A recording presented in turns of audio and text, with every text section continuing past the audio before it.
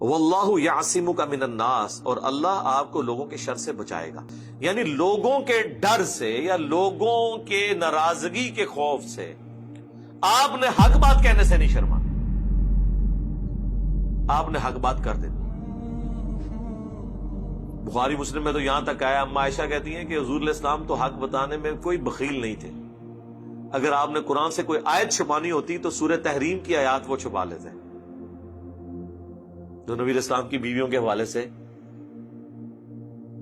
وہ نبی علیہ السلام نے اپنے اوپر شہد حرام کر لیا تھا.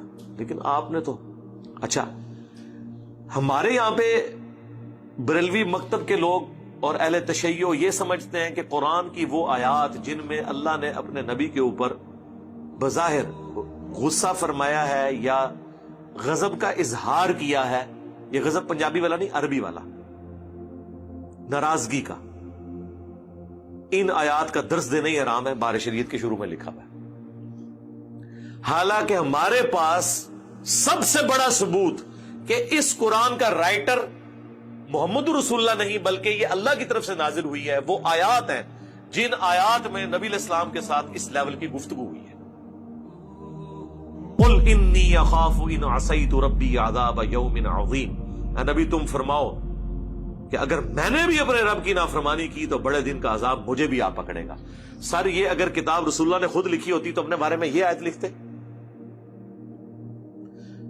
اگر یہ رسول اللہ نے خود کتاب لکھی ہوتی تو قرآن میں یہ آیت ہوتی، قل ارائیتم ان اہلکنی اللہ ومن معی او رحمنا، اے نبی تم فرماؤ کہ اگر اللہ مجھے ہلاک کر دے یا میرے ساتھیوں کو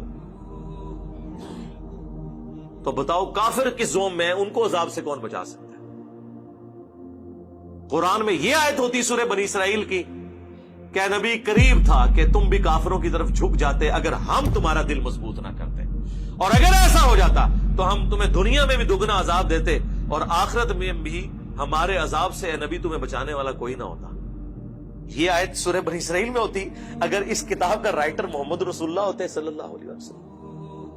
سورۃ الحاقہ میں یہ آیت ہوتی کہ اگر یہ نبی اپنی خواہش نفس سے کوئی بات بیان کر دیں جو ہم نے ان کی طرف وحی نہیں کی ہے تو ہم ان کا دایاں ہاتھ پکڑ کے ان کی شہرت کاٹ دیں، اور کوئی تم میں ایک بھی ایسا نہ ہو جو ہمیں روک سکے اور نبی کو بچا سکے، ہم ان کی شہرت کاٹ دیں. اتنی سخت آیات قرآن کی. پھر آیا کہ اے نبی تمہیں تو کوئی امید نہیں تھی کہ تمہاری طرف اللہ کی طرف سے وحی نازل ہوگی، یہ تو ہمارا فضل ہے، ہم چاہے تو اس کو لے کے بھی جا سکتے ہیں. اتنی سخت. سورۃ الاحقاف میں اے نبی تم فرماؤ میں کوئی نیا رسول نہیں ہوں، مجھ سے پہلے بھی اور رسول گزرے اور مجھے تو یہ بھی نہیں پتا کہ خود میرے ساتھ کیا ہوگا. اتنی سخت آیات. یہ وہ ساری آیات جن کے اوپر بین ہے نا، یہ ساری آیات وہ ہیں کہ جو جسٹیفائی کرتی ہیں کہ یہ اس کتاب کا رائٹر محمد رسول اللہ نہیں ہے بلکہ یہ اللہ کی طرف سے نازل ہوئی ہے. انہوں نے جب یہ بین کر دیا آیات تو انہوں نے کافروں کو کس منہ سے جا کے جسٹیفائی کرنا ہے کہ یہ اللہ کی کتاب ہے؟ وہ تو ساری آیات پڑھنا ہی گستاخی ہے. یہ تو آیت پڑھنے والا خود اپنے اوپر 295C لگوا لے گا. اگر یہ قرآن اللہ کی طرف سے نازل نہ ہوا ہوتا، نبی علیہ السلام نے خود لکھا ہوتا، تو یہ جو آیت مبارکہ ہے اے نبی تم فرماؤ کہ سورۃ الاعراف کے اندر نہ تو میں غیب جانتا ہوں، اگر میں غیب جان لیتا تو خیر کثیر جمع کر لیتا، نہ میں تمہارے نفع کا مالک ہوں نہ تمہارے نقصان کا، میں تو خود پابند ہوں اس وحی کا جو اللہ کی طرف سے کی جاتی ہے، میں تو ڈر سنانے والا ہوں. اگر نبی علیہ السلام نے ایک کتاب لکھی ہوتی تو اس میں یہ آیت ہوتی، ہر جگہ اپنے معاملے کو ڈسکس. اس طرح سورۃ الاحزاب میں تو حضور کی پوری آئلی زندگی ڈسکس ہوئی ہے کہ نبی جو ہیں شرماتے ہیں، تم سے بات نہیں کرتے، تم نبی کے گھر جا کے بیٹھ جاتے اور ان کی بیویاں جو ہیں وہ دیوار کی طرف منہ کر کے بیٹھی رہتی تھی کہ اب مہمان نکلے تو ظاہر ہے گھر ہی اتنا تنگ تھا، تو یہ نبی تو شرم محسوس کرتے ہیں لیکن اللہ نہیں شرماتا. تو جب یہ ہو تو نکل جایا کرو یہاں سے. ہر معاملے کے اندر، حتیٰ کہ آپ کی بیوی پہ تہمت لگی تو آپ نے قرآن کی وحی کا نازل ہونے کا انتظار کیا، سورۃ النور کا، ورنہ اپنی بیوی کے بارے میں ڈسکشن قرآن کے اندر آ جاتی. یہ ساری وہ آیات ہیں، کوئی ایک دیجئے ہے جو تو جان چھڑا لو، ساری یہ سینکڑوں میں آیات ہیں جن پہ 295C لگتی ہے، جو ہم نے تعلیمات اپنے بابوں سے انجیکٹ کی گئی ہیں ہمارے اندر، ہاں قرآن کے مقدمے میں فٹ ان بیٹھتی ہے. تو پھر سر ہم کیوں نہ کہیں کہ مرنے سے پہلے اے مسلمان کر لے اس پہ غور، کتابوں کا خدا اور ہے، بابوں کا خدا اور، کتابوں کا نبی اور ہے، بابوں کا نبی اور.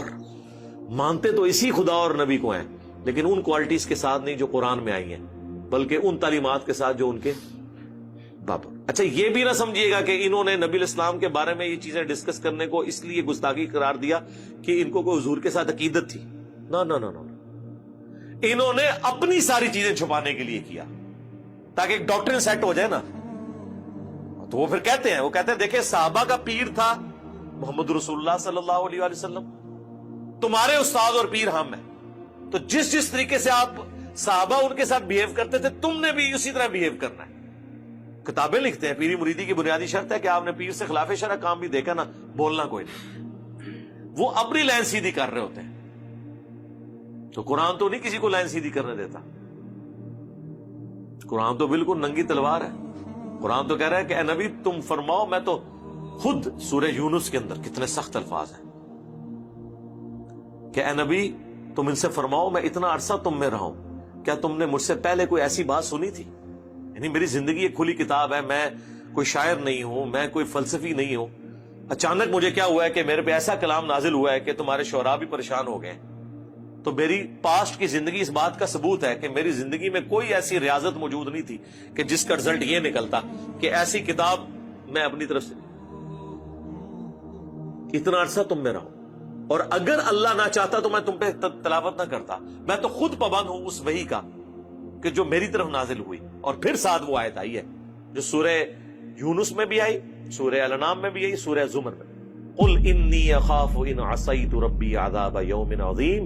اے نبی یہ ساری باتیں کرنے کے بعد ان سے فرماؤ میں تو خود ڈرتا ہوں اس بات سے کہ اگر میں نے بھی اپنے رب کی نافرمانی کی تو بڑے دن کا عذاب مجھے بھی آ پکڑے گا. تب باب شاہی کوئی نہیں پڑھنا ہے نا جملہ تھے. ہاں فرقوں کی دکانیں بند، the damage has been done.